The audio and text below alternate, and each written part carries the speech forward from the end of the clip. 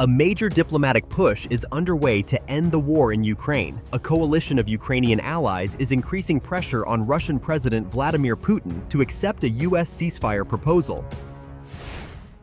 On Saturday, the leaders of 26 nations, known as the Coalition of the Willing, held a virtual summit. Led by UK Prime Minister Keir Starmer, they vowed to continue collective pressure on Russia until a ceasefire is achieved. Prime Minister Starmer emphasized that President Trump has given Putin a clear path to peace. This morning I convened the largest, strongest group of countries yet behind a just and lasting peace in Ukraine. We agreed we will keep increasing the pressure on Russia, keep the military aid flowing to Ukraine, and keep tightening the restrictions on Russia's economy to weaken Putin's war machine and bring him to the table.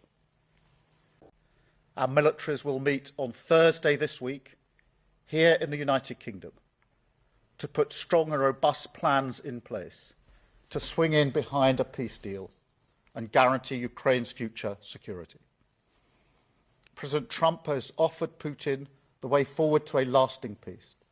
Now we must make this a reality. So this is the moment to keep driving towards the outcome that we want to see, to end the killing, a just and lasting peace in Ukraine, and lasting security for all of us. That is why now is the time to engage in discussion on a mechanism to manage and monitor a full ceasefire, and agree to serious negotiations towards not just a pause, but a lasting peace, backed by strong security arrangements through our coalition of the willing. Thank you very much indeed. Thank you. The coalition will meet again in Britain on Thursday to discuss post-war security measures for Ukraine. Starmer stressed that Ukraine must be protected on land, at sea, and in the sky.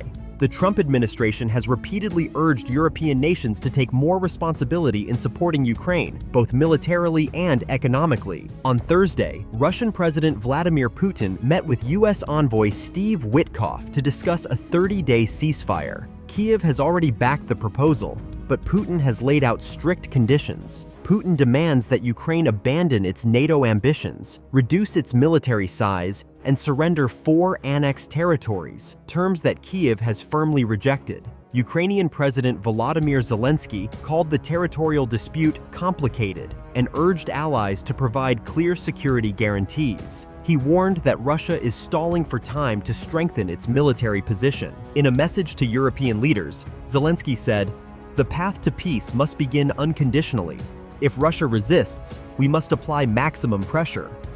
President Trump expressed optimism on Friday, saying the ceasefire talks were very productive and that there is a very good chance the war will end soon. Despite diplomatic efforts, both Ukraine and Russia launched massive aerial assaults overnight. Hundreds of drones caused severe damage on both sides. Russian drones targeted Ukraine's energy infrastructure, leaving 2 cities without power. Meanwhile, falling drone debris in Russia ignited a fire near an oil refinery, forcing nearby airports to halt operations. With tensions at an all-time high, global leaders remain determined to secure a ceasefire. But will Putin accept the deal, or will the war escalate further?